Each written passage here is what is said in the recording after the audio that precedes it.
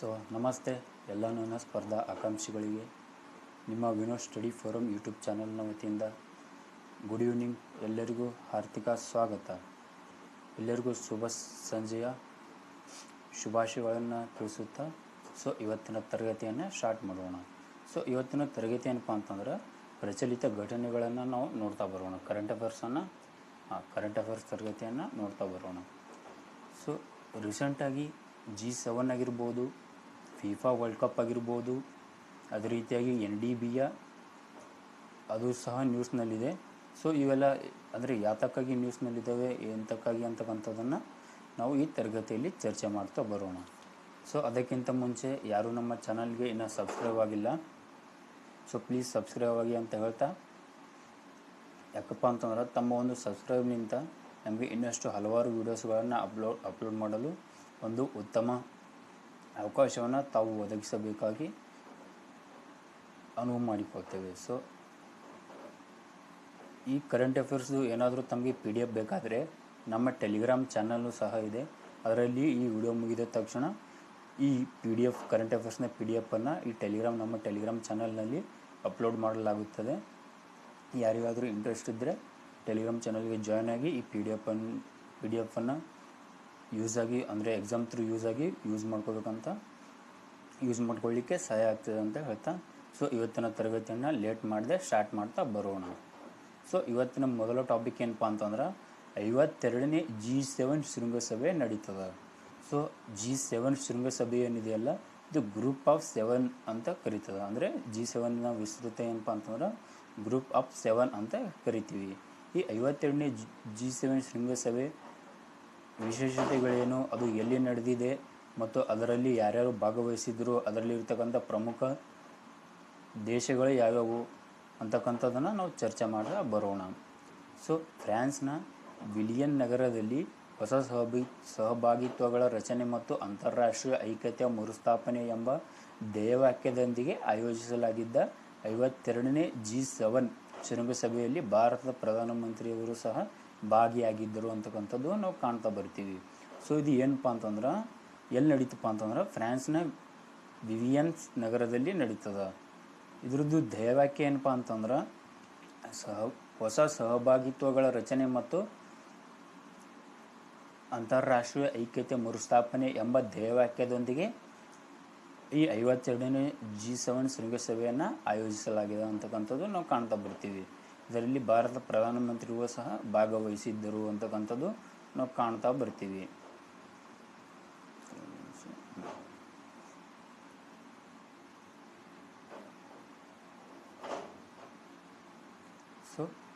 ಎಲ್ವೆನ್ಲೆಸ್ Benz ಅಂತಕ್ಕಂಥದ್ದು ಇದು ಸಾಮಾನ್ಯವಾಗಿ ಎವೆಲಿನ್ ಎಂದು ಕರೆಯುತ್ತಾರೆ. ಅಂದರೆ ಎಂಬುದು ಆಗ್ನೇಯ ಫ್ರಾನ್ಸ್ನಲ್ಲಿರುವ ವಿಶ್ವ ಪ್ರಸಿದ್ಧ ಸಾಗರವಾಗಿದೆ ಅಂತ ಕರಿತೇವೆ. ಅದಕ್ಕೆ ಕೇಳ್ತಾನೆ ಕ್ವಶನಲ್ಲಿ, ಈ ಫ್ರಾನ್ಸ್ ನಗರದಲ್ಲಿರುವ ಆಗ್ನೇಯ ನಗರದಲ್ಲಿರುವ ನದಿ ಯಾವುದಪ್ಪ ಅಂತಂದ್ರೆ ಜೆನಿವಾ ಸರೋವರ ದಕ್ಷಿಣ ತೀರದಾಗ ಅಂತಕ್ಕಂಥದ್ದು ನಾವು ಕಾಣ್ತಾ ಬರ್ತೀವಿ.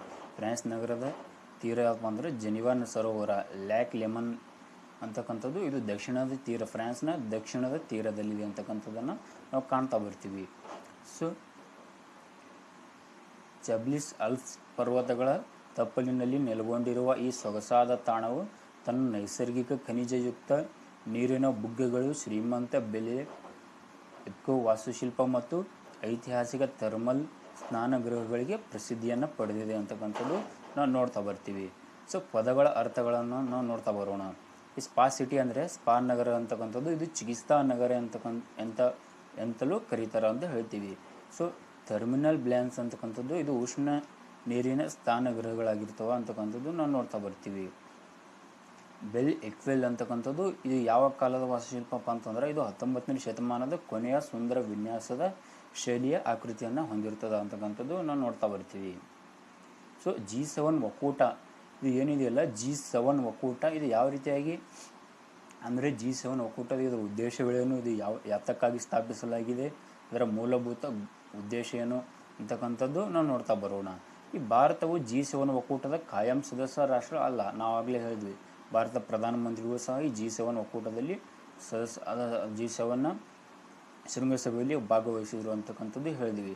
ಆದರೆ ಭಾರತವು G7 ಒಕ್ಕೂಟ ಸದಸ್ಯ ರಾಷ್ಟ್ರವಲ್ಲ ಅಂತಕ್ಕಂಥದ್ದು ನಾವಿಲ್ಲಿ ಗಮನಿಸ್ಬೋದು. ಪ್ರಸ್ತುತ G7 ಒಕ್ಕೂಟದ ಅಧ್ಯಕ್ಷತೆ ವಹಿಸಿರುವ ಫ್ರಾನ್ಸ್ ದೇಶವು ಭಾರತವನ್ನು ಪಾಲುದಾರ ಭಾಗವಹಿಸಲು ಆಹ್ವಾನಿಸಲಾಗಿತ್ತು ಅಂತಕ್ಕಂಥದ್ದು. ಪಾರ್ಟ್ನರ್ ಕಂಟ್ರಿಯಾಗಿ ಪಾಲ್ಗೊಳ್ಳಲಿಕ್ಕೆ ಫ್ರಾನ್ಸ್ನ ಅಧ್ಯಕ್ಷರು ಭಾರತದ ಪ್ರಧಾನಮಂತ್ರಿಗೆ ಆಹ್ವಾನವನ್ನು ನೀಡಿರ್ತಾರೆ ಅಂತಕ್ಕಂಥದ್ದು ನೋಡ್ತೀವಿ.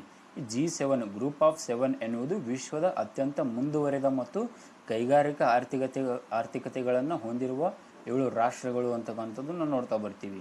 ಈ ಗ್ರೂಪ್ ಆಫ್ 7 ಏನಿದೆಯಲ್ಲ, ಇದು ವಿಶ್ವದ ಅತ್ಯಂತ ಮುಂದುವರೆದ ಮತ್ತು ಕೈಗಾರಿಕಾ ಆರ್ಥಿಕತೆಗಳನ್ನು ಹೊಂದಿರತಕ್ಕಂಥ ಬಲಿಷ್ಠ ರಾಷ್ಟ್ರಗಳ ಒಂದು ಅನೌಪಚಾರಿಕ ವೇದಿಕೆ ಅಥವಾ ಗುಂಪಾಗಿದೆ ಅಂತಕ್ಕಂಥದ್ದು ನಾವು ನೋಡ್ತಾ ಬರ್ತೀವಿ. ಸೊ ಈ G7ನ ಅಷ್ಟು ದೇಶಗಳ ಆರ್ಥಿಕತೆ ಅಂದರೆ G7 ಅಂತಂದರೆ 7 ರಾಷ್ಟ್ರಗಳ GDP ಏನಿದೆಯಲ್ಲ, ಇದು ಸರಿಸುಮಾರು 40ರಿಂದ 50% ಹೊಂದಿವೆ ಅಂತಕ್ಕಂಥದ್ದು ನಾವು ನೋಡ್ತಾ ಬರ್ತೀವಿ. ಸೊ ಸದಸ್ಯ ರಾಷ್ಟ್ರಗಳು ಯಾವುದಪ್ಪ ಅಂತಂದ್ರೆ ನೋಡ್ತಾ ಬರೋಣ. G7 ಅಂತ ಹೇಳಿದ್ವಿ, ಅಂದರೆ 7 ಸದಸ್ಯ ರಾಷ್ಟ್ರಗಳು ಇರ್ತಾವೆ ಅಂತಕ್ಕಂಥದ್ದು ನಾವು ನೋಡ್ತಾ ಬರ್ತೀವಿ. ಈ G7 ಸದಸ್ಯ ರಾಷ್ಟ್ರಗಳಲ್ಲಿ ಮೊದಲು ಬರ್ತಕ್ಕಂಥದ್ದು ಅಮೇರಿಕಾ ಅಂತ ಕರಿತೀವಿ, USA. ನೆಕ್ಸ್ಟ್ ಬರ್ತಕ್ಕಂಥದ್ದು ಬ್ರಿಟನ್, ಅದಾದ ನಂತರ ಬರ್ತಕ್ಕಂಥದ್ದು ಫ್ರಾನ್ಸ್, ಜರ್ಮನಿ, ಇಟಲಿ, ಕೆನಡಾ ಮತ್ತು ಜಪಾನ್ ಅಂತಕ್ಕಂಥದ್ದು ನಾವು ನೋಡ್ತಾ ಬರ್ತೀವಿ. ಈ ಒಕ್ಕೂಟವು ಎಲ್ಲ ಚಟುವಟಿಕೆಗಳಿಗೆ ವಿಶೇಷ ಪ್ರತಿನಿಧಿಯಾಗಿ ಭಾಗವಹಿಸ್ತದೆ ಅಂತಕ್ಕಂಥದ್ದು ನಾವು ನೋಡ್ತಾ ಬರ್ತೀವಿ.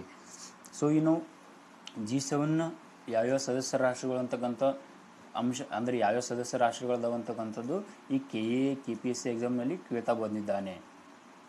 ಸೊ ಈ G7 ರಾಷ್ಟ್ರಗಳನ್ನ ನೆನಪಿಟ್ಟುಕೊಳ್ಳಲಿಕ್ಕೆ ಒಂದು ಟ್ರಿಕ್ ಇದೆ ಅಂತಕ್ಕಂಥದ್ದು ಹೇಳಿದ್ವಿ. ಅದು ನೆಕ್ಸ್ಟ್ ಮುಂದಿನ ಸ್ಲೈಡ್ನಲ್ಲಿ ಇದೆ. ಆ ಟ್ರಿಕ್ ಏನಂತಕ್ಕಂಥದ್ದು ಮುಂದಿನ ಸ್ಲೈಡ್ನಲ್ಲಿ ನೋಡೋಣ. ಈ ಸ್ಲೈಡ್ನಲ್ಲಿ ಈ G7 ರಾಷ್ಟ್ರಗಳು ವಿಶ್ವದ ಒಟ್ಟು ಜನಸಂಖ್ಯೆಯ ಕೇವಲ 10% ಅನ್ನು ಪ್ರತಿನಿಧಿಸ್ತದೆ ಅಂತಕ್ಕಂಥದ್ದು ನಾವು ನೋಡ್ತಾ ಬರ್ತೀವಿ. ಜಾಗತಿಕವಾಗಿ ಒಟ್ಟು ಆಂತರಿಕ ಉತ್ಪನ್ನದ ಸರಿಸುಮಾರು 30ರಿಂದ 45% ರಫ್ತು ಪಾಲನ್ನು ಹೊಂದಿದೆ ಅಂತಕ್ಕಂಥದ್ದು ನಾವು ನೋಡ್ತಾ ಬರ್ತೀವಿ. ರಫ್ತು ಪಾಲನ್ನು ಸಹ ಇದು ಹೊಂದಿದೆ ಅಂತಕ್ಕಂಥದ್ದು ನಾವು ನೋಡ್ತಾ ಬರ್ತೀವಿ. G7ನ ಇತಿಹಾಸ ಮತ್ತು ವಿಕಾಸವನ್ನು ನೋಡ್ತಾ ಬರೋಣ. ನಾವು ನೋಡಿದ್ವಿ G7 ಅಂದರೆ ಏನು, ಇದು ಯಾತಕ್ಕಾಗಿ ಸ್ಥಾಪನೆಯಾಗಿದೆ, ಅಂದರೆ ಸದಸ್ಯ ರಾಷ್ಟ್ರಗಳು ಯಾವುವು ಅಂತಕ್ಕಂಥದ್ದು ನೋಡಿದ್ವಿ. ಈ G7ನ ಇತಿಹಾಸ ಮತ್ತು ವಿಕಾಸವನ್ನು ನೋಡ್ತಾ ಬರೋಣ. ಇವ್ರದ್ದು ಹಿಸ್ಟ್ರಿ ಆಗಿರ್ಬೋದು ಮತ್ತು ಯಾವ ರೀತಿಯಾಗಿ ಗ್ರೋತ್ ಆಯಿತು ಅಂತಕ್ಕಂಥದ್ದು ನಾವು ನೋಡ್ತಾ ಬರೋಣ. ಈ ಜಾಗತಿಕ ಆರ್ಥಿಕ ಬಿಕ್ಕಟ್ಟುಗಳನ್ನು ಎದುರಿಸಲು 1975ರಲ್ಲಿ G7 ಅಲ್ಲ G6 ಹೆಸರಿನಲ್ಲಿ ಈ ಒಕ್ಕೂಟವನ್ನು ಸ್ಥಾಪಿಸ್ತಾರೆ ಅಂತಕ್ಕಂಥದ್ದನ್ನು ನೋಡ್ತಾ ಬರ್ತೀವಿ. 1976ರಲ್ಲಿ ಕೆನಡಾ ದೇಶವು ಈ ಒಕ್ಕೂಟವನ್ನು ಸೇರಿದ ನಂತರ G7 ಎಂದು ಮರುನಾಮಕರಣ ಮಾಡಲಾಯಿತು ಅಂತಕ್ಕಂಥದ್ದು ನಾವು ಕಾಣ್ತಾ ಬರ್ತೀವಿ. G8 ಮತ್ತು ರಷ್ಯಾ ಅಂತ ನೋಡ್ತೀವಿ. 1998ರಲ್ಲಿ ರಷ್ಯಾ ದೇಶವು ಈ ಒಕ್ಕೂಟಕ್ಕೆ ಸೇರಿದ ನಂತರ ಇದನ್ನು G8 ಎಂದು ಕರೀತಾರೆ. ಆದರೆ 2014ರಲ್ಲಿ ರಷ್ಯಾ ದೇಶವು ಕ್ರಿಮಿಯಾ ಪ್ರದೇಶವನ್ನು ಆಕ್ರಮಿಸಿಕೊಳ್ಳುತ್ತದೆ, ಅಂದರೆ ವಶಪಡಿಸಿಕೊಳ್ತದೆ. ಆದ್ದರಿಂದ ರಷ್ಯಾವನ್ನು ಈ ಒಕ್ಕೂಟದಿಂದ ಕೈ ಬಿಡಲಾಗ್ತದೆ. ಅದಕ್ಕಾಗಿ G8 ಇದ್ದು ಹೇಳಿ G7 ಆಗ್ತದೆ ಅಂತಕ್ಕಂಥದ್ದು ನಾವು ನೋಡ್ತಾ ಬರ್ತೀವಿ. ಸೊ ತದನಂತರದಲ್ಲಿ ಈ ಒಕ್ಕೂಟವು ಮತ್ತೆ G7 ಆಗ್ತದೆ ಅಂತಕ್ಕಂಥದ್ದು ನೋಡಿದ್ವಿ. ಈ ರಷ್ಯಾ ಏನಿದೆಯಲ್ಲಿ ಇದು ರಷ್ಯಾವು ಕ್ರಿಮಿಯಾ ದೇಶದ ಭೂಪ್ರದೇಶವನ್ನು ಆಕ್ರಮಿಸಿಕೊಳ್ತದೆ. ಸೊ ಅದಕ್ಕೆ ಆಗಿ ಮತ್ತೆ ಈ ರಷ್ಯಾವನ್ನು ಕೈ ಬಿಡ್ತಾರೆ. ಈ G8ನಿಂದ ಕೈ ಬಿಟ್ಟು G7 ರಾಷ್ಟ್ರಗಳಾಗಿ ಪ್ರಸ್ತುತ ಆಡಳಿತವನ್ನು ನಡೆಸ್ತವ ಅಂತಕ್ಕಂಥದ್ದು ನೋಡ್ತಾ ಬರ್ತೀವಿ. ಈ G7 ಒಕ್ಕೂಟ ಏನಿದೆಯಲ್ಲ, ಇದು ಯಾವುದೇ ರೀತಿಯ ಅಧಿಕೃತ ಶಾಸನಬದ್ಧ ಒಪ್ಪಂದದಿಂದ ರೂಪಿತವಾದ ಒಕ್ಕೂಟ ಅಲ್ಲ ಮತ್ತು ಇದಕ್ಕೆ ಯಾವುದೇ ಖಾಯಂ ಸಚಿವಾಲಯವೂ ಸಹ ಇಲ್ಲ ಅಂತಕ್ಕಂಥದ್ದನ್ನು ನೋಡ್ತಾ ಬರ್ತೀವಿ. ಈಗ ಸೊ ಫಾರ್ ಎಕ್ಸಾಂಪಲ್ ವಿಶ್ವಸಂಸ್ಥೆಯನ್ನು ಆಡಳಿತವಾಗಿ ಅಂದರೆ ಎಲ್ಲ ದೇಶ ಅಂದರೆ ಜಗತ್ತಿನ ಎಲ್ಲ 197 ದೇಶಗಳಿಗೂ ಅನ್ವಯ ಆಗುವಂಥ ಕಾನೂನು ಕಾಯ್ದೆಗಳನ್ನು ಜಾರಿಗೆ ತರ್ತದೆ. ಅದಕ್ಕೆ ಹಲವಾರು ಆಡಳಿತ ಮಂಡಳಿಗಳಿದಾವ, ಸಚಿವಾಲಯಗಳಾಗಿರ್ಬೋದು, ಆಡಳಿತ ಮಂಡಳಿಗಳಾಗಿರ್ಬೋದು, ಕಾಯಂ ಸದಸ್ಯ ರಾಷ್ಟ್ರಗಳು ಅಂತ ಎಲ್ಲ ವಿಭಾಗಗಳು ಅದಾವ. ಅದೇ ರೀತಿಯಾಗಿ ಈ G7ಗೆ ಯಾವುದೇ ವಿಭಾಗವಿಲ್ಲ, ಯಾವುದೇ ಶಾಸನಬದ್ಧ ಸಂಸ್ಥೆ ಇಲ್ಲ, ಇದು ರೂಪಿತವಾದ ಒಕ್ಕೂಟ ಮತ್ತು ಕಾಯಂ ಸಚಿವಾಲಯವೂ ಸಹ ಇಲ್ಲ ಅಂತಕ್ಕಂಥದ್ದು ನಾವು ನೋಡ್ತಾ ಬರ್ತೀವಿ. ಈ ನಿರ್ಧಾರ ಪ್ರಕ್ರಿಯೆ ಅಂತ ಅಂದರೆ ಯಾವ ರೀತಿಯಾಗಿ ನಿರ್ಧಾರವನ್ನು ಕೈಗೊಳ್ತಾರೆ ಈ G7 ಮೀಟಿಂಗ್ನಲ್ಲಿ ಅಂತಕ್ಕಂಥದ್ದು ನೋಡೋದಾದರೆ, ಈ ವೇದಿಕೆಯಲ್ಲಿ ಕೈಗೊಳ್ಳುವ ಎಲ್ಲ ನಿರ್ಧಾರಗಳನ್ನು ಸದಸ್ಯ ರಾಷ್ಟ್ರಗಳ ಸರ್ವಾನುಮತದ ಆಧಾರದ ಮೇಲೆ ನಿರ್ಧರಿಸಲಾಗ್ತದೆ ಅಂತಕ್ಕಂಥದ್ದು ನಾವು ನೋಡ್ತಾ ಬರ್ತೀವಿ. ಈ G7 ನೆನಪಿಟ್ಟುಕೊಳ್ಳಲಿಕ್ಕೆ ಒಂದು ಟ್ರಿಕ್ಸನ್ನು ಹೇಳ್ತೀನಿ ಅಂತಕ್ಕಂಥದ್ದು ಹೇಳಿದ್ದೆ. ಸೊ G7 ರಾಷ್ಟ್ರಗಳು ಯಾವಪ್ಪ ಅಂತಂದ್ರೆ KA ಆಗಿರ್ಬೋದು, KPSC ಎಕ್ಸಾಮ್ ಆಗಿರ್ಬೋದು, ಪೊಲೀಸ್ ಎಕ್ಸಾಮ್ನಲ್ಲಿ ಕೇಳ್ತಾ ಬಂದಿದ್ದಾನೆ. ಸದಸ್ಯ ರಾಷ್ಟ್ರಗಳು ಕೊಡ್ತಾನೆ, ಅದರಲ್ಲಿ ಯಾವುದೋ ಸದಸ್ಯ ರಾಷ್ಟ್ರ ಅಲ್ಲ ಅಂತ ಸಹ ಅದರಲ್ಲಿ ಆ್ಯಡ್ ಮಾಡ್ತಾನೆ. ಸೊ ನೀವು ಇದನ್ನು ನೆನಪಿಟ್ಕೊಳ್ಳಿ. ಟ್ರಿಕ್ ಏನಪ್ಪ ಅಂತಂದರೆ ಜ್ಯೂಸ್ ವಿತ್ ಗರ್ಲ್ಫ್ರೆಂಡ್ ಅಂತ ಕರಿತೀವಿ. ಜ್ಯೂಸ್ ವಿತ್ ಗರ್ಲ್ಫ್ರೆಂಡ್ ಅಂತಕ್ಕಂಥದ್ದು ಕರಿತೀವಿ. ಇದು ಟ್ರಿಕ್ ಆಗಿದೆ. ಜ್ಯೂಸ್ ಅಪ್ಪ ಅಂತಂದ್ರೆ ಜ್ಯೂಸ್ ವಿತ್ ಗರ್ಲ್ಫ್ರೆಂಡ್, ಜ್ಯೂಸ್ ಅಂದರೆ ವಿತ್ ಗರ್ಲ್ಫ್ರೆಂಡ್ ಅಂತ ಹೇಳ್ತೀವಿ. ಈ ಜೆ ಅಪ್ಪ ಅಂತ ಜ್ಯೂಸ್ನಲ್ಲಿ ಜೆ ಬರ್ತದಲ್ಲ ಫಸ್ಟ್ ಅಕ್ಷರ, ಜೆ ಅಂತಕ್ಕಂಥದ್ದು ಜಪಾನನ್ನು ಸೂಚಿಸ್ತದೆ. ಯು ಅಂತಕ್ಕಂಥದ್ದು USA, ಅದೇ ರೀತಿಯಾಗಿ ಐ ಅಂತಕ್ಕಂಥದ್ದು ಇಟಲಿ, ಸಿ ಅಂತಕ್ಕಂಥದ್ದು ಕೆನಡಾ, ಇ ಅಂತಕ್ಕಂಥದ್ದು ಇಂಗ್ಲೆಂಡ್, ಮತ್ತು ಗರ್ಲ್ಫ್ರೆಂಡ್ ಏನಿದೆಯಲ್ಲ ಗರ್ಲ್, ಈಗ ಜಿ ಅಂತಕ್ಕಂಥದ್ದು ಜರ್ಮನಿ, ಮತ್ತು ಎಫ್ ಫ್ರೆಂಡ್ನಲ್ಲಿ ಎಫ್ ಇದೆಯಲ್ಲ ಎಫ್ ಅಂತಕ್ಕಂಥದ್ದು ಫ್ರಾನ್ಸ್ನನ್ನು ಸೂಚಿಸ್ತದೆ ಅಂತ ಹೇಳಿದ್ದೀವಿ.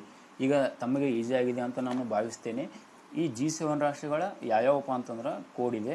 ಜ್ಯೂಸ್ ವಿತ್ ಗರ್ಲ್ಫ್ರೆಂಡ್ ಅಂತ ಹೇಳ್ತೀವಿ. ಜಿ ಅಪ್ಪ ಅಂತಂದರೆ ಜಪಾನ್ ಆಗಿರ್ಬೋದು, ಯು ಅಂದರೆ USA, ಐ ಅಂದರೆ ಇಟಲಿ, ಸಿ ಅಂದರೆ ಕೆನಡಾ, ಇ ಅಂದರೆ ಇಂಗ್ಲೆಂಡ್, ಜಿ ಅಂದರೆ ಜರ್ಮನಿ, ಎಫ್ ಅಂದರೆ ಫ್ರಾನ್ಸ್ ಅಂತ ಹೇಳ್ತೀವಿ. ಸೊ ತಮಗೆ ಈ G7 ರಾಷ್ಟ್ರಗಳು ನೆನಪಿಟ್ಲಿಕ್ಕೆ ಒಂದು ಈಸಿ ಟ್ರಿಕ್ಕನ್ನು ನೀಡಿದ್ದೇವೆ. ನಾವು ಇದನ್ನು ಸ್ಕ್ರೀನ್ಶಾಟ್ ಅಥವಾ ಈ ಟೆಲಿಗ್ರಾಮ್ ಚಾನಲ್ನಲ್ಲಿ ಪಿ ಡಿ ಎಫ್ನ ಲಿಂಕ್ ಇರುತ್ತೆ, ಅಲ್ಲಿಂದ ನಾವು ಸ್ಟಡಿಯನ್ನು ಮಾಡಿ ಇನ್ನಷ್ಟು ಅದೇ ರೀತಿಯಾಗಿ ಕ್ವಶನ್ಸ್ಗಳನ್ನು ಯಾವ ರೀತಿ ಬರ್ತಕ್ಕಂಥದ್ದು ಅಂತಕ್ಕಂಥದ್ದು ನಾವು ಚರ್ಚೆ ಮಾಡ್ತಾ ಬರೋಣ. ಸೊ ಹೇಳಿದ್ವಿ ಕ್ವಶನ್ ಯಾವ ರೀತಿಯಪ್ಪ ಅಂತಂದ್ರೆ ಬರ್ತದ ಅಂತಕ್ಕಂಥದ್ದು ನಾವು ನೋಡಿದ್ವಿ. ಸೊ ನಿಮಗೆ ಈಗ ಒಂದು ಕ್ವಶನ್ ಕೊಡ್ತೀನಿ. ಈಗಪ್ಪ ಅಂತಂದರೆ ಈಗ ಟೋಟಲಾಗಿ 4 current affairs major high holding current ಅಫೇರ್ಸನ್ನು ಚರ್ಚೆ ಮಾಡ್ತಾ ಬರ್ತೀವಿ. ಸೊ 4 ಕರೆಂಟ್ ಅಫೇರ್ಸ್ನಲ್ಲಿ ಕೊನೆಗೆ ಪ್ರಶ್ನೆಗಳನ್ನು ನಾನು ನೀಡ್ತಾ ಬರ್ತೀನಿ. ಸೊ ಆ ಪ್ರಶ್ನೆಗಳಿಗೆ ತಾವು 1ನೇ ಪ್ರಶ್ನೆಗೆ ಈ ಉತ್ತರ, 2ನೇ ಪ್ರಶ್ನೆಗೆ ಸಿ ಆಗಿರ್ಬೋದು, ಅಥವಾ ಯಾವುದೋ ಆ ರೀತಿಯಾಗಿ ನೀವು ಈ ವಿಡಿಯೋದ ಕೆಳಗಡೆ ಕಮೆಂಟ್ನಲ್ಲಿ ನಮಗೆ ತಿಳಿಸಿ ಅಂತ ಹೇಳ್ತಾ, ಸೊ ಈ G7 ಸಂಬಂಧಪಟ್ಟಂತೆ ಒಂದು ಮಾದರಿ ಮಾಡೆಲ್ ಪ್ರಶ್ನೆಯನ್ನು ಅಥವಾ POQ ಪ್ರಶ್ನೆಯನ್ನು ನಾವು ಚರ್ಚಿಸ್ತಾ ಬರೋಣ. ಆಪ್ಷನ್ ಅಂದರೆ ಸರಿಯಾದ ಉತ್ತರ ನಾನು ಹೇಳೋಂಗಿಲ್ಲ, ನೀವೇ ಈ ವಿಡಿಯೋದ ಕೆಳಗಡೆ ಕಮೆಂಟ್ ಬಾಕ್ಸ್ನಲ್ಲಿ 1ನೇ ಪ್ರಶ್ನೆಗೆ ಸರಿ ಉತ್ತರ, 2ನೇ ಪ್ರಶ್ನೆಗೆ ಸರಿ ಉತ್ತರ ಅಂತ ತಿಳಿಸ್ತಾ ಬರ್ರಿ.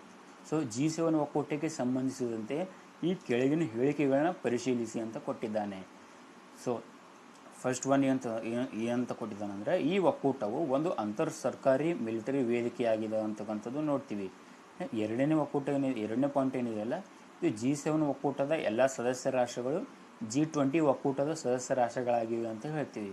ಮೂರನೇ ಬರೋದಾದರೆ G7 ಒಕ್ಕೂಟ ಇದು ಯಾವುದೇ ಅಧಿಕೃತ ಶಾಸನಬದ್ಧ ಒಪ್ಪಂದ ಅಥವಾ ಸನ್ನದಿನ ಆಧಾರದ ಮೇಲೆ ರಚಿತವಾಗಿಲ್ಲ ಅಂತ ಹೇಳ್ತೀವಿ. ಸೊ ಮೇಲಿನ ಯಾವ ಹೇಳಿಕೆಗಳು ಸರಿಯಾಗಿವೆ ಅಂತ ಕೊಟ್ಟಿದ್ದಾನೆ.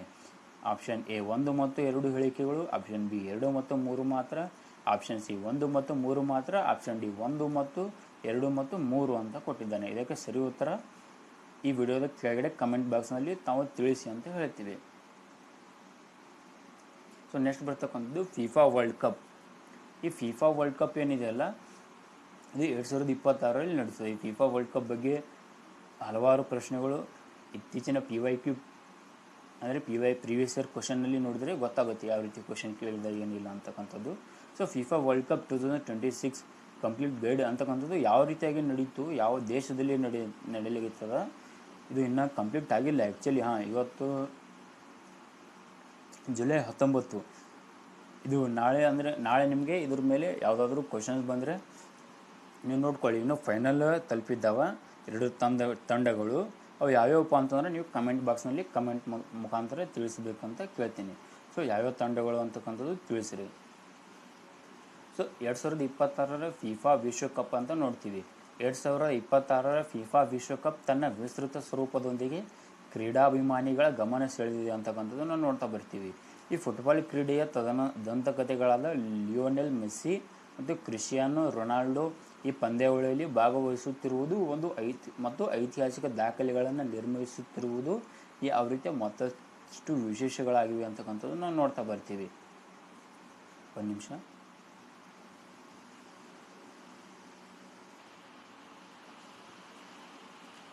ಸಾರಿ, ಇದು ಡಿಸ್ಟರ್ಬ್ ಆಯಿತು. ಓಕೆ, ಈ ಪಂದ್ಯಾವಳಿಯ ಸ್ವರೂಪ ಮತ್ತು ಹಿನ್ನೆಲೆಗಳನ್ನು ನಾವು ನೋಡ್ತಾ ಬರೋಣ. ಸೊ ಯಾವ ರೀತಿಯಾಗಿ ಪಂದ್ಯಾವಳಿಗಳ ಸ್ವರೂಪ ಆಗಿರ್ಬೋದು, ಅದರದ ಐತಿಹಾಸಿಕ ಹಿನ್ನೆಲೆ ಅಂದರೆ ಯಾವ ರೀತಿಯಾಗಿ ನಡೀತಾ ಬಂತು ಅಂತಕ್ಕಂಥದ್ದು ನಾವು ಚರ್ಚೆ ಮಾಡ್ತಾ ಬರೋಣ. ಸೊ ಈ ಪಂದ್ಯಾವಳಿಗಳು ಮೊದಲ ಬಾರಿಗೆ ಅಮೆರಿಕ, ಕೆನಡಾ ಮೆಕ್ಸಿಕೋ ದೇಶಗಳು ಜಂಟಿಯಾಗಿ ಫಿಫಾ ವಿಶ್ವಕಪ್ ಆತಿಥ್ಯವನ್ನು ವಹಿಸ್ತಾ ಇದ್ದಾವೆ ಅಂತಕ್ಕಂಥದ್ದು ನಾವು ನೋಡ್ತಾ ಬರ್ತೀವಿ. ಆತಿಥ್ಯವನ್ನು ವಹಿಸ್ತಾವ ಅಂತಕ್ಕಂಥದ್ದು ನೋಡ್ತಾ ಬರ್ತೀವಿ. ಈ ಫಿಫಾ ವಿಶ್ವಕಪ್ ಎಂಬುದು ಪ್ರತಿ 4 ವರ್ಷಗಳಿಗೊಮ್ಮೆ ನಡೆಯುವ ಪುರುಷರ ಅಂತಾರಾಷ್ಟ್ರೀಯ ಫುಟ್ಬಾಲ್ ಪಂದ್ಯಾವಳಿಯಾಗಿದೆ ಅಂತಕ್ಕಂಥದ್ದು ನಾವು ನೋಡ್ತಾ ಬರ್ತೀವಿ.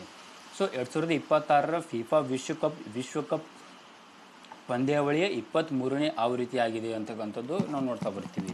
ಸೊ ಇದೇನಿದೆಯಲ್ಲ ಅದು 2026 ಫಿಫಾ ವಿಶ್ವಕಪ್ ಇದೆಯಲ್ಲ, ಇದು ಪಂದ್ಯಾವಳಿಯ 23ನೇ ಆವೃತ್ತಿಯಾಗಿದೆ ಅಂತಕ್ಕಂಥದ್ದು ನಾವು ನೋಡ್ತಾ ಬರ್ತೀವಿ.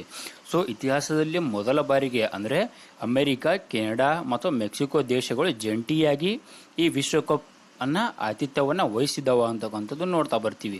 ಈ ವಿಶ್ವಕಪ್ ಎಂಬುದು ಪ್ರತಿ 4 ವರ್ಷಗಳಿಗೊಮ್ಮೆ ನಡೆಯುವ ಪುರುಷರ ಅಂತಾರಾಷ್ಟ್ರೀಯ ಫುಟ್ಬಾಲ್ನ ಪಂದ್ಯಾವಳಿಯಾಗಿದೆ ಅಂತಕ್ಕಂಥದ್ದು ನಾವು ನೋಡ್ತಾ ಬರ್ತೀವಿ. ಸೊ ಅಮೆರಿಕವು 2ನೇ ಬಾರಿಗೆ ಈ ಮೊದಲು ಅಂದರೆ ಈ ಆತಿಥ್ಯವನ್ನು ವಹಿಸಿದಲ್ಲ ಅದು ಅಮೆರಿಕ, ಇದು 2ನೇ ಬಾರಿಗೆ ವಹಿಸಿದ. ಅದೇ ರೀತಿಯಾಗಿ ಮೊದಲು ಯಾವಾಗಪ್ಪ ಅಂತಂದ್ರೆ 1994ರಲ್ಲಿ. ಅದೇ ರೀತಿಯಾಗಿ ಮೆಕ್ಸಿಕೋ ಏನಿದೆಯಲ್ಲ, ಇದು ಮೆಕ್ಸಿಕೋ ಇದು 3ನೇ ಬಾರಿಗೆ ಅಂದರೆ ಫಸ್ಟು 1970 ಮತ್ತು ಸೆಕೆಂಡು 1986, ಇನ್ನು ಥರ್ಡ್ ಅಂದರೆ 2026ರಲ್ಲಿ ಆತಿಥ್ಯವನ್ನು ವಹಿಸಿದೆ ಅಂತಕ್ಕಂಥ ನೋಡ್ತೀವಿ. ಸೊ ಇಲ್ಲಿ ವಿಶೇಷ ಅಂಶ ಏನಪ್ಪ ಅಂತಂದ್ರೆ ಕೆನಡಾ ದೇಶ ಏನಿದೆಯಲ್ಲ, ಇದು ಮೊದಲ ಬಾರಿಗೆ ವಿಶ್ವಕಪ್ನ ಆತಿಥ್ಯವನ್ನು ವಹಿಸಿದೆ ಅಂತಕ್ಕಂಥದ್ದು ನೋಡ್ತಾ ಬರ್ತೀವಿ 2026ರಲ್ಲಿ. ಪ್ರಸ್ತುತ 23ನೇ ಆವೃತ್ತಿ ಅಂತ ಹೇಳ್ತೀವಿ. ಸೊ 9 ಅಂತಿಮ ಪಂದ್ಯವು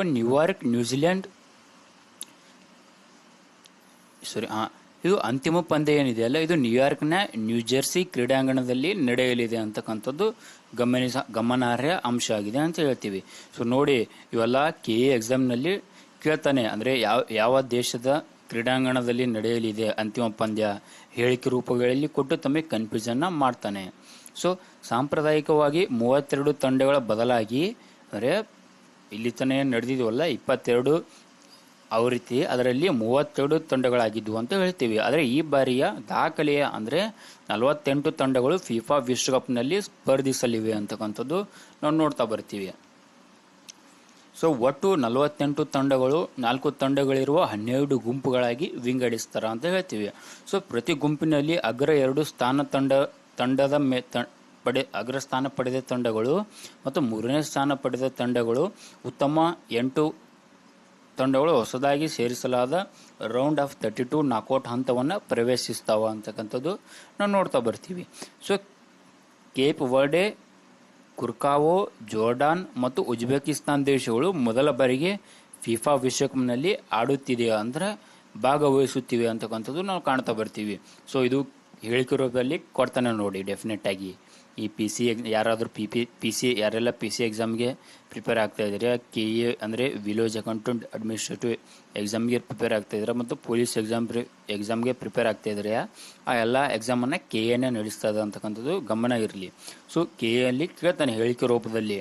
ಈ ಮೊದಲೇನು ಡಿಸ್ಕಸ್ ಮಾಡ್ತೀವಲ್ಲ G7 52ನೇ ಶೃಂಗಸಭೆ, ಅದನ್ನು ಕೇಳ್ತಾನೆ. ಅದ್ರ ಬಿಟ್ಟರೆ ಈ ಫಿಫಾ ವರ್ಲ್ಡ್ ಕಪ್ ಒಂದು ಕೇಳಲಿಕ್ಕೆ ಬೇಕು. ಅವನು ಕೇಳಿಲ್ಲಪ್ಪ ಅಂತಂದ್ರೆ ಅದು ಕರೆಂಟ್ ಅಫೇರ್ಸ್ ಆಗಂಗಿಲ್ಲ ಅಂತ ಹೇಳ್ತೀವಿ. ನಾವು ಮೊದಲೇ ಅಂದರೆ ನಮ್ಮ ವಿನೋದ್ ಸ್ಟಡಿ ಫಾರ್ಮ್ ಯೂಟ್ಯೂಬ್ ಚಾನಲ್ನ ಕಡೆಯಿಂದ ಎಲ್ಡಿಂಗ್ ಕರೆಂಟ್ ಅಫೇರ್ಸ್ನ ಎಲ್ಲ ಸ್ಪರ್ಧಾರ್ಥಿಗಳಿಗೆ ಯೂಸ್ ಆಗಲಿ ಅಂತಕ್ಕಂಥ ಒಂದು ದೃಷ್ಟಿಯಿಂದ ನಡೆಸ್ತಾ ಬಂದಿದ್ದೀವಿ.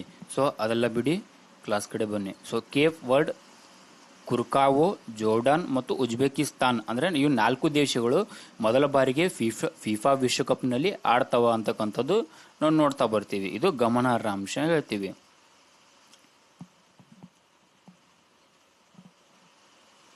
ಕರೆಂಟ್ ಹೋಯಿತು, ಓಕೆ ಇರಲಿ, ಕ್ಲಾಸನ್ನು ಕಂಟಿನ್ಯೂ ಮಾಡೋಣ. ಹಿಂದಿನ 2022 ವಿಶ್ವಕಪ್ಪನ್ನು ಅರ್ಜೆಂಟೈನಾ ತಂಡವು ಪಡೆದಿತ್ತು ಅಂತಕ್ಕಂಥದ್ದು ನಾವು ನೋಡ್ತಾ ಬರ್ತೀವಿ. ಒಂದು ನಿಮಿಷ. ಸೊ ಹಿಂದಿನ 2022 ವಿಶ್ವಕಪ್ಪನ್ನು ಅರ್ಜೆಂಟೈನಾ ತಂಡವು ಪಡೆದಿತ್ತು ಅಂತ ಹೇಳ್ತೀವಿ. ಸೊ ಈ ವಿಶ್ವಕಪ್ಪನ್ನು 4 ವರ್ಷಗಳಿಗೊಮ್ಮೆ ನಡೆಸ್ತಾರೆ ಅಂತ ಹೇಳಿದ್ವಿ. ಅಂದರೆ ಈಗ ಪ್ರೆಸೆಂಟ್ 2026ರಲ್ಲಿ ನಡೆಸ್ತಾ ಬಂದಿದ್ದಾರೆ. ಅಂದರೆ 4 ವರ್ಷ ಹಿಂದೆಪ್ಪ ಅಂತಂದರೆ 2022. ಆ 2022ರ 22ನೇ ಆವೃತ್ತಿಯಲ್ಲಿ ಅರ್ಜೆಂಟೈನಾ ತಂಡವು ವಿಶ್ವಕಪ್ಪನ್ನು ಪಡೆದಿತ್ತು ಅಂತಕ್ಕಂಥದ್ದು ಇಲ್ಲಿ ಗಮನಿಸುವ ಅಂಶ ಅಂತ ಹೇಳ್ತೀವಿ. ಸೊ ಈ ಫಿಫಾ ವಿಶ್ವಕಪ್ 2022 ಎಲ್ಲಿ ನಡೆದಿತ್ತು ಫೈನಲ್ ಅಪ್ಪ ಅಂತಂದ್ರೆ ಅಂದರೆ ಆತಿಥ್ಯ ವಹಿಸಿ ಫೈನಲ್ ಅಥವಾ ಆತಿಥ್ಯ ವಹಿಸಿದ ದೇಶಪ್ಪ ಅಂತಂದ್ರೆ ಕತಾರ್ ಅಂತಕ್ಕಂಥದ್ದು ಇಲ್ಲಿ ನಾವು ಗಮನಿಸಬೇಕು. ಯಾಕಪ್ಪ ಅಂತಂದರೆ ಈ ಕೆ ಅವರು ಯಾವ ರೀತಿ ಎಕ್ಸಾಮ್ನಲ್ಲಿ ಕ್ವಶನನ್ನು ಕೇಳ್ತಾರೆ ಅಂತಕ್ಕಂಥದ್ದು ಹೇಳೋಕ್ಕಾಗಲ್ಲ. ಸೊ ಅದಕ್ಕಾಗಿ 2022 ಸಹ ಇನ್ಫಾರ್ಮೇಷನ್ನು ನಮಗೆ ಅಪ್ಡೇಟ್ ಇರಬೇಕು. ಸೊ ನೂತನ ನಿಯಮಾವಳಿಗಳ ಪ್ರಕಾರ ಎದುರಾಳಿ ಆಟಗಾರರೊಂದಿಗೆ ಅಸಭ್ಯವಾಗಿ ವರ್ತಿಸಿದರೆ ಅಥವಾ ಅಸಮ್ಮತಿಯನ್ನು ವ್ಯಕ್ತಪಡಿಸುವ ದ್ಯೋತಕವಾಗಿ ಬಾಯಿಯನ್ನು ಮುಚ್ಚಿಕೊಂಡರೆ ಅಂತಹ ಆಟಗಾರನಿಗೆ ರೆಡ್ ಕಾರ್ಡ್ ಅಥವಾ ಕೆಂಪು ಕಾರ್ಡ್ ನೀಡುವ ಅವಕಾಶವಿರುತ್ತದೆ ಅಂತಕ್ಕಂಥದ್ದು ನಾವು ನೋಡ್ತಾ ಬರ್ತೀವಿ. ಸೊ ತಂಡದ ನಿಯಮಗಳು ಅಂತ ಹೇಳ್ತೀವಿ. ಈ ರಾಷ್ಟ್ರೀಯ ತಂಡಗಳು 35ರಿಂದ 55 ಆಡಳಿತಾತ್ಮಕ ಪಟ್ಟಿಯಲ್ಲಿ ಸಲ್ಲಿಸಬೇಕು ಅಂತಕ್ಕಂಥದ್ದು ನಾವು ನೋಡ್ತಾ ಬರ್ತೀವಿ. ಈ ಕ್ರೀಡಾ ನಿಯಮದಂತೆ ಪ್ರತಿಯೊಂದು ಪಟ್ಟಿಯಲ್ಲಿ ಕನಿಷ್ಠ 4 ಗೋಲ್ ಕೀಪರ್ಗಳನ್ನು ಕಡ್ಡಾಯವಾಗಿ ನಮೂದಿಸಬೇಕು ಅಂತಕ್ಕಂಥದ್ದು ನಾವು ನೋಡ್ತೀವಿ. ಸೊ ಐತಿಹಾಸಿಕ ಮೈಲುಗಲ್ಲುಗಳು ಮತ್ತು ಆಟಗಾರರ ದಾಖಲೆಗಳನ್ನು ನೋಡ್ತೀವಿ. ಸೊ ಯಾರ್ಯಾರು ಆಟಗಾರರಾಗಿರ್ಬೋದು, ಅವ್ರದ್ದು ದಾಖಲೆಗಳೇನೇನು ಅಂದರೆ ಅದನ್ನೆಲ್ಲ ನಾವು ನೋಡ್ತಾ ಬರೋಣ, ಅದರ ಹಿನ್ನೆಲೆಯನ್ನು ನೋಡ್ತಾ ಬರೋಣ. ಸೊ ಫಸ್ಟ್ ಬರ್ತಕ್ಕಂಥದ್ದು ಲಿಯೋನೆಲ್ ಮೆಸ್ಸಿ ಅಂತ ಹೇಳ್ತೀವಿ. ಇವರು ಅರ್ಜೆಂಟೈನಾ ತಂಡದ ಒಬ್ಬ ಪ್ರಸಿದ್ಧ ಆಟಗಾರ ಅಂತ ಹೇಳ್ತೀವಿ. ಸೊ ಈ ಲಿಯೋನೆಲ್ ಮೆಸ್ಸಿ ಅವರು ಜರ್ಮನಿಯ ಮಿರೋಸ್ಲಾವ್ ಕ್ಲೋಸ್ ಅವರ ದಾಖಲೆಯನ್ನು ಮುರಿದು ಫಿಫಾ ವಿಶ್ವಕಪ್ ಇತಿಹಾಸದಲ್ಲಿ ಒಟ್ಟು 20 ಗೋಲುಗಳನ್ನು ಗಳಿಸುವ ಮೂಲಕ ಅತಿ ಹೆಚ್ಚು ಗೋಲ್ ದಾಖಲಿಸಿದ ಆಟಗಾರ ಎಂಬ ಕೀರ್ತಿಗೆ ಭಾಜನರಾಗಿದ್ದಾರೆ ಅಂತ ಹೇಳ್ತೀವಿ. ನೆಕ್ಸ್ಟ್ ಬರ್ತಕ್ಕಂಥದ್ದು ಕ್ರಿಸ್ಟಿಯಾನೋ ರೊನಾಲ್ಡೋ ಅಂತ ಹೇಳ್ತೀವಿ. ಸೊ ಇವರು ಪೋರ್ಚುಗಲ್ ದೇಶದ ಆಟಗಾರ. ಸೊ ಇವರು ಉಜ್ಬೇಕಿಸ್ತಾನ ವಿರುದ್ಧ ಪಂದ್ಯದಲ್ಲಿ ಗೋಲು ಗಳಿಸುವ ಮೂಲಕ 6 ವಿಭಿನ್ನ ವಿಶ್ವಕಪ್ ಆವೃತ್ತಿಗಳಲ್ಲಿ ಗೋಲು ದಾಖಲಿಸಿದ ವಿಶ್ವದ ಮೊಟ್ಟ ಮೊದಲ ಆಟಗಾರ. ಐತಿಹಾಸಿಕ ಸಾಧನೆಗೆ ರೊನಾಲ್ಡೋರವರು ಪಾತ್ರರಾಗಿದ್ದಾರೆ ಅಂತ ಹೇಳ್ತೀವಿ. ಸೊ ನೋಡಿದ್ವಲ್ಲ, ಮೊದಲು ಲಿಯೋನೆಲ್ ಮೆಸ್ಸಿ ಆಗಿರ್ಬೋದು, ಲಿಯೋನೆಲ್ ಮೆಸ್ಸಿ ಅವರು ಸಹ 20 ಗೋಲ್ಗಳನ್ನು ಹೊಡೆಯುವ ಮೂಲಕ ವಿಶ್ವ ದಾಖಲೆಯನ್ನು ಮಾಡಿದರು. ಅದೇ ರೀತಿಯಾಗಿ ಇವರು 6 ವಿಭಿನ್ನ ವಿಶ್ವಕಪ್ ಆವೃತ್ತಿಗಳಲ್ಲಿ ಗೋಲು ದಾಖಲಿಸುವ ಮೂಲಕ ಮೊದಲ ಆಟಗಾರ ಅಂತಕ್ಕಂಥದ್ದು ನಾವು ಗಮನಿಸ್ತಾ ಬಂದಿದ್ದೀವಿ. ಸೊ ನೆಕ್ಸ್ಟ್ ಬರ್ತಕ್ಕಂಥದ್ದು ಬ್ರೆಜಿಲ್, ಜರ್ಮನಿ, ಇಟಲಿ ಏನಿದಾವಲ್ಲ, ಇವು ಅಂದರೆ ಅತಿ ಹೆಚ್ಚು ವಿಶ್ವಕಪ್ಪನ್ನು ಪಡೆದಿರುವ ದೇಶಗಳು ಅಂತ ಹೇಳ್ತೀವಿ. ಫಸ್ಟ್ ಒಂದು ಬರ್ತಕ್ಕಂಥದ್ದು ಬ್ರೆಜಿಲ್ ಅಂತ ಹೇಳ್ತೀವಿ. ನೆಕ್ಸ್ಟ್ ಬರ್ತಕ್ಕಂಥದ್ದು ಜರ್ಮನಿ, ಥರ್ಡ್ ಬರ್ತಕ್ಕಂಥದ್ದು ಇಟಲಿ ಅಂತ ಹೇಳ್ತೀವಿ.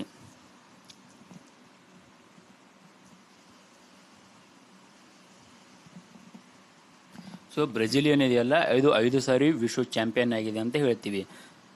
ಜರ್ಮನಿ 4 ಸತಿ, ಇಟಲಿಯು ಸಹ 4 ಸತಿ ಆಗಿದೆ ಅಂತಕ್ಕಂಥದ್ದು ಗಮನಿಸಬಹುದು. ಸೊ ಭಾರತ ಮತ್ತು ಮಧ್ಯಮ ಹಕ್ಕುಗಳು ಅಂತ ಹೇಳ್ತೀವಿ. ಈ ಭಾರತೀಯ ರಾಷ್ಟ್ರೀಯ ಫುಟ್ಬಾಲ್ ತಂಡವು 2026 ಫಿಫಾ ವಿಶ್ವಕಪ್ಗೆ ಅರ್ಹತೆ ಪಡೆಯುವಲ್ಲಿ ವಿಫಲವಾಯಿತು ಅಂತಕ್ಕಂಥದ್ದು ಗಮನಿಸಬಹುದು. ಭಾರತದ ಎಂಟರ್ಟೈನ್ಮೆಂಟ್ ಸಂಸ್ಥೆಯು 2026 ವಿಶ್ವಕಪ್ ಮತ್ತು 2034 ವರೆಗಿನ ಇತರ 38 ಫಿಫಾ ಕಾರ್ಯಕ್ರಮಗಳನ್ನು ಪ್ರಸಾರ ಮಾಡುವ ವಿಶೇಷ ಹಕ್ಕನ್ನು ಸಹ ಪಡೆದುಕೊಂಡಿದೆ ಅಂತಕ್ಕಂಥದ್ದು ನಾವು ನೋಡ್ತಾ ಬರ್ತೀವಿ.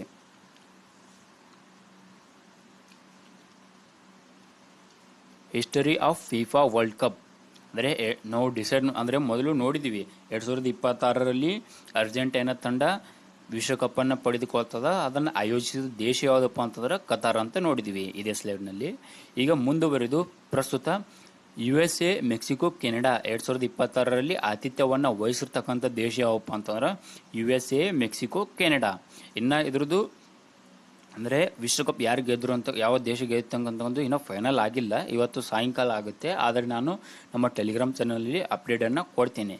ಸೊ ನೆಕ್ಸ್ಟ್ ಮುಂದುವರೆದು 2030 ಎಲ್ಲಿ ನಡೀತದಪ್ಪ ಅಂತಂದ್ರೆ ಅರ್ಜೆಂಟೈನಾ. ಇದು ನೋಡಿ, ಈ ಪ್ರೆಸೆಂಟ್ 2026 3 ದೇಶಗಳಲ್ಲಿ ನಡೆದರೆ, 3 ದೇಶ ಯಾವಪ್ಪ ಅಂತಂದರೆ USA, ಮೆಕ್ಸಿಕೋ, ಕೆನಡಾದಲ್ಲಿ ನಡೆದರೆ 2030 ಅಪ್ಪ ಅಂತಂದ್ರೆ 6 ದೇಶಗಳಲ್ಲಿ ನಡೀತದೆ. ಇದು ಸಹ ವಿಶೇಷ. ಸೊ KE ಎಕ್ಸಾಮ್ನಲ್ಲಿ ಹೇಳಿಕೆ ರೂಪದ ಪ್ರಶ್ನೆಗಳಲ್ಲಿ ಕೇಳುವಂಥ ಒಂದು ಹೈ ಯೀಲ್ಡಿಂಗ್ ಟಾಪಿಕ್ ಸಹ ಆಗಿದೆ ಅಂತ ಹೇಳ್ತೀವಿ. ಸೊ ಯಾವ್ಯಾವ ದೇಶಗಳಪ್ಪ ಆತಿಥ್ಯ ವಹಿಸ್ತಪ್ಪ 6 ದೇಶಗಳಪ್ಪ ಅಂತಂದ್ರೆ ಫಸ್ಟ್ ಒಂದು ಬರ್ತಕ್ಕಂಥದ್ದು ಅರ್ಜೆಂಟೈನಾ ಅಂತ ಹೇಳ್ತೀವಿ. ಈ ಅರ್ಜೆಂಟೈನಾ ಏನಿದೆಯಲ್ಲ, ಅರ್ಜೆಂಟೈನಾ ಆಗಿರ್ಬೋದು, ಪೋರ್ಚುಗಲ್ ಆಗಿರ್ಬೋದು, ಸ್ಪೇನ್, ಮೊರಾಕ್ಕೋ, ಉರುಗ್ವೆ ಮತ್ತು ಪೆರುಗ್ವೆ ಅಂತಕ್ಕಂಥ 6 ದೇಶಗಳಲ್ಲಿ ಆತಿಥ್ಯವನ್ನು ವಹಿಸ್ತವ ಅಂತಕ್ಕಂಥದ್ದು ನಾವು ನೋಡ್ತಾ ಬರ್ತೀವಿ. ಮುಂದುವರೆದು 2034ರ ಆತಿಥ್ಯ ವಹಿಸಿರ್ತಕ್ಕಂಥ ದೇಶ ಯಾವುದಪ್ಪ ಅಂತಂದ್ರೆ ಅದು ಸೌದಿ ಅರೇಬಿಯಾ ಅಂತಕ್ಕಂಥದ್ದು ನಾವು ನೋಡ್ತಾ ಬರ್ತೀವಿ. ಸೊ ಸದ್ಯ 3 ಅಪ್ಡೇಟ್ಗಳನ್ನು ತಿಳ್ಕೊಂಡಿರಬೇಕು. ಸೊ ಇದು most important of the topic ಅಂತ ಹೇಳ್ತೀವಿ. ಸೊ ಇನ್ನೂ ಒಂದು ಬರ್ತದ, ಈ ಅಧಿಕೃತ ಲಾಂಛನಗಳು. ಈ 2000 ಫಿಫಾ ವಿಶ್ವಕಪ್ನಲ್ಲಿ ಲಾಂಛನಗಳನ್ನು ಅಂದರೆ ಮಸ್ಕಾಟ್, ಇಂಗ್ಲಿಷ್ನಲ್ಲಿ ಮಸ್ಕಾಟ್ ಅಂತ ಕರೀತಾರ.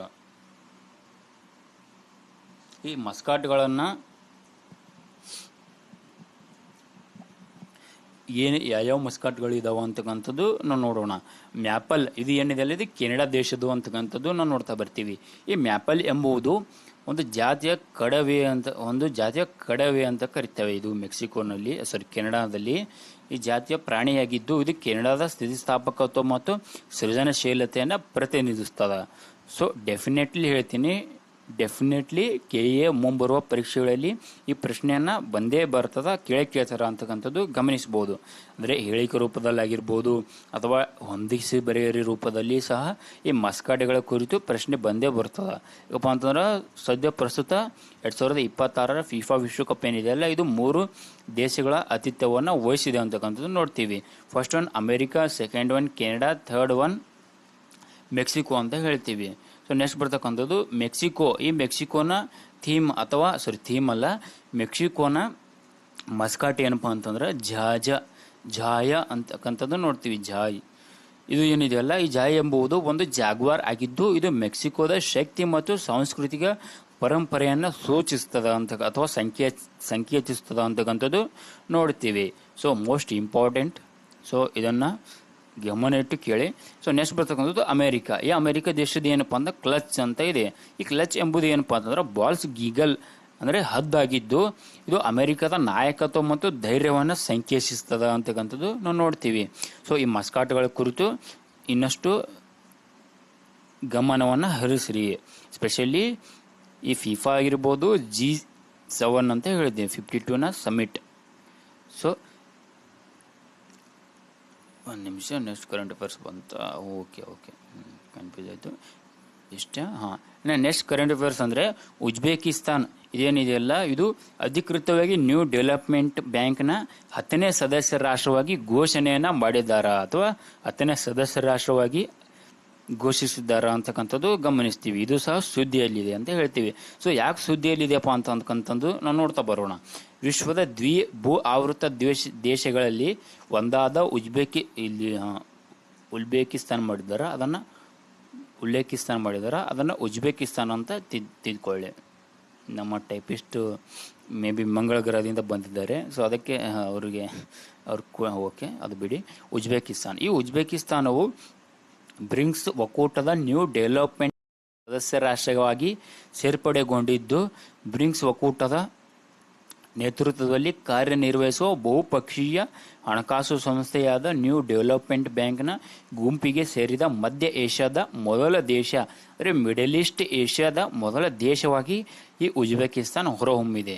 ಸೊ ಇದು ಸಹ ಕೇನ ಮುಂಬರುವ ಪರೀಕ್ಷೆಗಳಲ್ಲಿ ಕೇಳ್ತಾನೆ ಡೆಫಿನೆಟ್ ಆಗಿ. ಇದು ಸಹ HYT ಅಂದರೆ ಹೈ ಯೀಲ್ಡಿಂಗ್ ಟಾಪಿಕ್ ಕರೆಂಟ್ ಅಫೇರ್ಸನ್ನು ನಾವು ಈ ತರಗತಿಯಲ್ಲಿ ಚರ್ಚೆ ಮಾಡಿದ್ದೀವಿ. ಇದು 3ನೇ ಕರೆಂಟ್ ಅಫೇರ್ಸ್ ಆಗಿದೆ ಅಂತ ಹೇಳ್ತೀವಿ. ಸೊ ನ್ಯೂ ಡೆವಲಪ್ಮೆಂಟ್ ಬ್ಯಾಂಕ್, ಇದ್ರದ್ದು ಹಿನ್ನೆಲೆಯನ್ನು ತಿಳ್ಕೊಳ್ತಾ ಬರೋಣ ನಾವು. ನ್ಯೂ ಡೆವಲಪ್ಮೆಂಟ್ ಬ್ಯಾಂಕ್ ಅನ್ನು ಬ್ರಿಕ್ಸ್ ಬ್ಯಾಂಕ್ ಎಂದು ಸಹ ಕರೀತಾರ ಅಂತ ಹೇಳ್ತೀವಿ.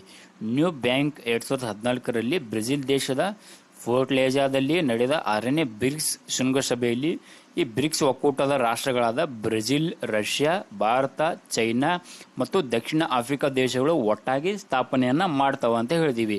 ಸೊ ಯಾವ್ಯಾವ ದೇಶಪ್ಪ ಅಂತಂದ್ರೆ ಅದಕ್ಕಿಂತ ಮುಂಚೆ 6ನೇ ಬ್ರಿಕ್ಸ್ನ ಶೃಂಗಸಭೆಯಲ್ಲಿ ಈ ಬ್ರಿಂಕ್ಸ್ ಒಕ್ಕೂಟದ ರಾಷ್ಟ್ರಗಳಾದ ಬ್ರೆಜಿಲ್, ರಷ್ಯಾ, ಭಾರತ, ಚೈನಾ ಮತ್ತು ದಕ್ಷಿಣ ಆಫ್ರಿಕಾ ದೇಶಗಳು ಒಟ್ಟಾಗಿ ಈ ನ್ಯೂ ಡೆವಲಪ್ಮೆಂಟ್ NDB ಬ್ಯಾಂಕನ್ನು ಸ್ಥಾಪನೆ ಮಾಡ್ತಾರ ಅಂತ ನೋಡಿದ್ವಿ. ಸೊ ಈ 2015ರಿಂದ ತನ್ನ ಅಧಿಕೃತ ಕಾರ್ಯಾಚರಣೆಯನ್ನು ಪ್ರಾರಂಭಿಸ್ತದ. ಈ ನ್ಯೂ ಡೆವಲಪ್ಮೆಂಟ್ ಬ್ಯಾಂಕ್ ಏನಿದೆಯಲ್ಲ, ಇದು 2015ರಿಂದ ಅಧಿಕೃತ ಕಾರ್ಯಾಚರಣೆಯನ್ನು ಪ್ರಾರಂಭ ಮಾಡ್ತದ. ಸೊ ಇದರ ಇಂಚಿನ ಸಂಚಾಚರಣೆ ಮೂಲಕ ಬಹುಪಕ್ಷೀಯ ಅಭಿವೃದ್ಧಿ ಬ್ಯಾಂಕ್ ಕೇಂದ್ರ ಕಚೇರಿಯು ಚೀನಾದ ದೇಶದ ಶಾಂಘೈನಲ್ಲಿದೆ ಅಂತ ಹೇಳ್ತೀವಿ. ಸೊ ಇದರದ NDB ನ್ಯೂ ಡೆವಲಪ್ಮೆಂಟ್ ಬ್ಯಾಂಕ್ನ ಕೇಂದ್ರ ಕಚೇರಿಯಲ್ಲಿ ಬರ್ತದಪ್ಪ ಅಂತಂದ್ರೆ ಚೈನಾದ ಶಾಂಘೈ ನಗರದಲ್ಲಿ ಕಂಡು ಬರ್ತದ ನ್ಯೂ ಡೆವಲಪ್ಮೆಂಟ್ ಬ್ಯಾಂಕ್. ಸ್ವಲ್ಪ ಇನ್ನಷ್ಟು ಮಾಹಿತಿಯನ್ನು ತಿಳ್ಕೊಳ್ಳಿ. ಸೊ ಈ ಬ್ಯಾಂಕ್ ಏನಿದೆಯಲ್ಲ $100 ಬಿಲಿಯನ್ ಅಮೆರಿಕನ್ ಅಧಿಕೃತ ಬಂಡವಾಳವನ್ನು ಹೊಂದಿದೆ ಅಂತ ಹೇಳ್ತೀವಿ. ಬ್ಯಾಂಕಿನ ಆರಂಭಿಕ ಚಂದಾದಾರಿಕೆ ಹೂಡಿಕೆ $50 ಬಿಲಿಯನ್ ಅಮೆರಿಕನ್ ಆಗಿದ್ದು, ಬ್ಯಾಂಕನ್ನು ಸ್ಥಾಪಿಸಿದ 5 ಬ್ರಿಂಕ್ ರಾಷ್ಟ್ರಗಳು ಈ ಬಂಡವಾಳ ಸಮಾನವಾಗಿ ಹೂಡಿಕೆಯನ್ನು ಮಾಡಿವೆ ಅಂತ ಹೇಳ್ತೀವಿ.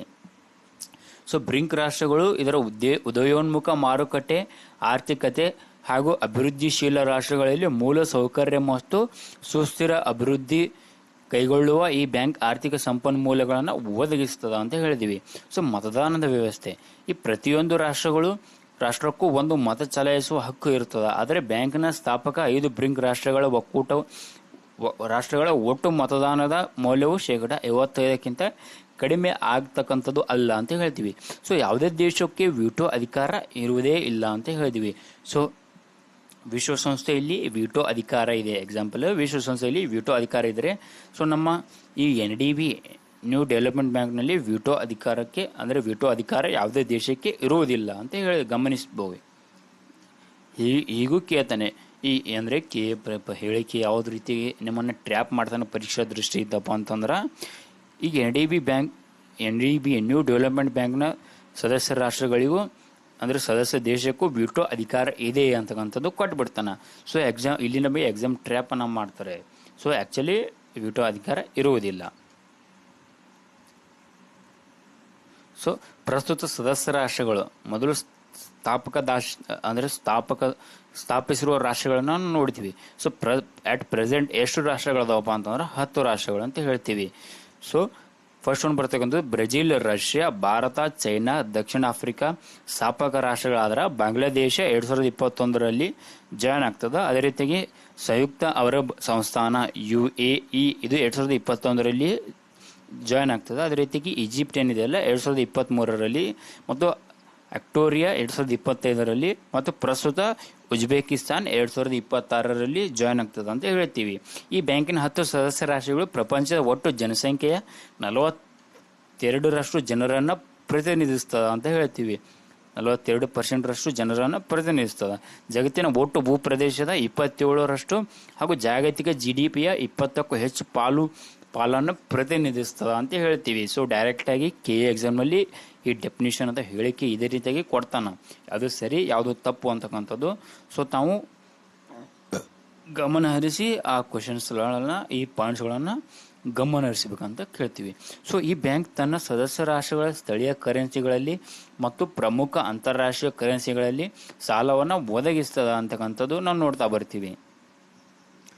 ಸೊ ನ್ಯೂ ಡೆವಲಪ್ಮೆಂಟ್ ಬ್ಯಾಂಕ್ ಭಾರತವು IMF ಮತ್ತು ವಿಶ್ವ ಬ್ಯಾಂಕ್ನ ಸದಸ್ಯ ರಾಷ್ಟ್ರವಾಗಿ 1945ರಲ್ಲಿ, ಏಷ್ಯನ್ ಅಭಿವೃದ್ಧಿ ಬ್ಯಾಂಕ್ ಸದಸ್ಯ ರಾಷ್ಟ್ರವಾಗಿ 1966ರಲ್ಲಿ, ಮತ್ತು ಆಫ್ರಿಕಾ ಅಭಿವೃದ್ಧಿ ಬ್ಯಾಂಕ್ ಸದಸ್ಯ ರಾಷ್ಟ್ರವಾಗಿ 1983ರಲ್ಲಿ, ಮತ್ತು ಪ್ರಾದೇಶಿಕವಲ್ಲದ ಸದಸ್ಯ ರಾಷ್ಟ್ರ ಅದೇ ರೀತಿಯಾಗಿ NDB ಸದಸ್ಯ ರಾಷ್ಟ್ರವಾಗಿ 2014ರಲ್ಲಿ, ಏಷ್ಯನ್ ಮೂಲ ಸೌಕರ್ಯ ಹೂಡಿಕೆ ಮತ್ತು ಬ್ಯಾಂಕ್ನ ಸದಸ್ಯ ರಾಷ್ಟ್ರವಾಗಿ 2016ರಲ್ಲಿ ಸೇರ್ಪಡೆಯನ್ನು ಗೊಳ್ಳುತ್ತದೆ ಅಂತಕ್ಕಂಥದ್ದು ನಾವು ಗಮನಿಸಬೇಕು. ನೆಕ್ಸ್ಟ್ ಬರ್ತಕ್ಕಂಥದ್ದು ಉಜ್ಬೇಕಿಸ್ತಾನ್ ದೇಶದ ಪರಿಚಯ. ಸೊ ನಾವು ನೋಡಿದ್ವಿ ಉಜ್ಬೇಕಿಸ್ತಾನ್ 10ನೇ NDBಯ ಸದಸ್ಯ ರಾಷ್ಟ್ರವಾಗಿ 2026ರಲ್ಲಿ ಜಾಯ್ನ್ ಆಯಿತು ಅಂತಕ್ಕಂಥದ್ದು ಗಮನಿಸಿದ್ವಿ. ಸೊ ಈ ಉಜ್ಬೇಕಿಸ್ತಾನದ ಪರಿಚಯವನ್ನು ನಾವು ನೋಡ್ತಾ ಬರೋಣ. ರಾಜಧಾನಿ, ಏಷ್ಯಾದ ಹೃದಯ ಭಾಗದಲ್ಲಿರುವ ಉಜ್ಬೇಕಿಸ್ತಾನ್ ದೇಶದ ರಾಜಧಾನಿ ತಾಸ್ಕೆಂಟ್ ಆಗಿದೆ ಅಂತ ಹೇಳ್ತೀವಿ. ಇದು ಗಡಿ ಹಂಚಿಕೆ, ಈ ಉಜ್ಬೇಕಿಸ್ತಾನ್ ದೇಶದೊಂದಿಗೆ ಯಾವ್ಯಾವ ದೇಶಗಳು ಗಡಿಯನ್ನು ಹಂಚಿಕೊಂಡಿದ್ದಾವ ಅಂತಕ್ಕಂಥದ್ದು ಗಮನಿಸೋಣ. ಫಸ್ಟ್ ಬರ್ತಕ್ಕಂಥದ್ದು ಕಜಕಿಸ್ತಾನ್, ಸೆಕೆಂಡ್ ಒನ್ ಬರ್ತಕ್ಕಂಥದ್ದು ಬಿರ್ಕಿಸ್ತಾನ್, ಥರ್ಡ್ ಒನ್ ಬರ್ತಕ್ಕಂಥದ್ದು ತಜಿಕಿಸ್ತಾನ್, ಅಪಿಸಂತ್ರ ಮತ್ತು ಅಫ್ಘಾನಿಸ್ತಾನ್ ಮತ್ತು ತುರ್ಕ್ಮೆನಿಸ್ತಾನ್ ದೇಶಗಳೊಂದಿಗೆ ಗಡಿಯನ್ನು ಹಂಚಿಕೊಂಡಿದೆ. ನಾಳೆ ಎಕ್ಸಾಮ್ನಲ್ಲಿ ಕೇಳ್ತಾನೆ, ಡೆಫಿನೆಟ್ ಆಗಿ ಈ ರೀತಿ ಹೇಳಿಕೆಗಳನ್ನು ಕೇಳ್ತಾನೆ. ಅಂದರೆ ಉಜ್ಬೇಕಿಸ್ತಾನ್ ದೇಶದೊಂದಿಗೆ ಎಷ್ಟು ದೇಶಗಳು ಗಡಿ ಹಂಚಿಕೊಂಡಿವೆ ಅಂತ ಹೇಳಿಕೆ ರೂಪದಲ್ಲಿ ಕೊಡ್ತಾನೆ. ಸೊ ಗಮನ ಹರಿಸಿ ಕ್ಲಾಸನ್ನು ಕೇಳಿ. ಸೊ ಇದು 360 ಡಿಗ್ರಿ ಕರೆಂಟ್ ಅಫೇರ್ಸ್ ಆಗಿದೆ ಅಂತ ಹೇಳ್ತೀವಿ. ಸೊ ನಮಗೆ ಏನೋ ಒಂದು 60 ಅಂದರೆ 40-50 ಕರೆಂಟ್ ಅಫೇರ್ಸನ್ನು ಇದೇ ಕ್ಲಾಸ್ನಲ್ಲಿ ಡಿಸ್ಕಸ್ ಮಾಡೋದು ಬೇಡ. ಯಾಕಂದ್ರೆ ಅಷ್ಟೆಲ್ಲ ಹೇಳಿದ್ರು ನಿಮ್ಮ ತಲೆಯಲ್ಲಿ ಹೋಗಲ್ಲ. ಸೊ ಸುಮ್ಮನೆ ಡೈಲಿ ಒಂದು 4 ಡೈಲಿ ಅಪ್ಪ ಅಂತಂದ್ರೆ ಒಂದು 2 ಡೇಸ್ ಆಗುತ್ತೆ. ಡೈಲಿ ಇನ್ನು ಮುಂದೆ ಡೈಲಿ ಕ್ಲಾಸ್ ಬರುತ್ತೆ, 2 ಡೇಸ್ ಆಗುತ್ತೆ. 2 ಡೇಸ್ಗೆ 4 ಕರೆಂಟ್ ಅಫೇರ್ಸ್, ಇಂಪಾರ್ಟೆಂಟ್ ಕರೆಂಟ್ ಅಫೇರ್ಸನ್ನು ಡಿಸ್ಕಸ್ ಮಾಡ್ತೀನಿ. ತಮ್ಮೊಂದಿಗೆ ನಾನು ಸಹ ಡಿಸ್ಕಸ್ ಮಾಡ್ತೀನಿ.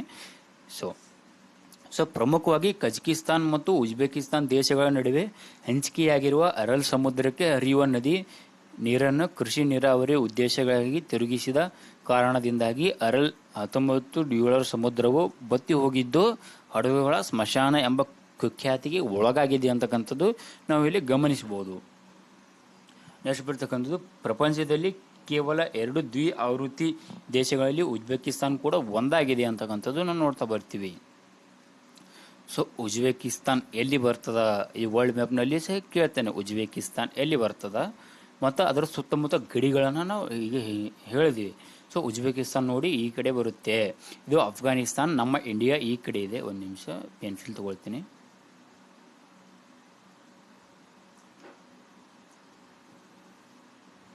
ಸೊ ಇದು ಉಜ್ಬೇಕಿಸ್ತಾನ್ ಅಂತ ಹೇಳಿದ್ವಿ.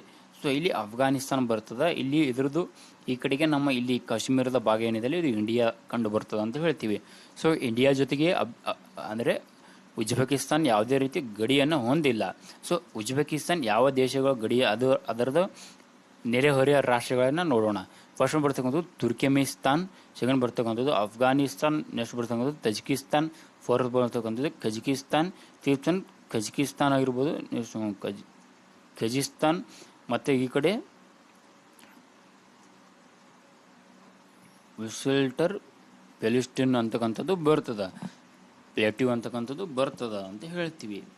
ಸೊ ಇದು ವರ್ಲ್ಡ್ ಮ್ಯಾಪ್ನಲ್ಲಿ ಉಜ್ಬೇಕಿಸ್ತಾನ ಸ್ಥಾನ ಅಂತ ನೋಡ್ತೀವಿ. ಈ ಉಜ್ಬೇಕಿಸ್ತಾನ್ ಏನು ಜಾಯ್ನ್ ಆಯ್ತಲ್ಲ ನೂತನ NDB ಬ್ಯಾಂಕಿಗೆ, ಇದು 10ನೇ ಸದಸ್ಯ ರಾಷ್ಟ್ರ ಆಗದ.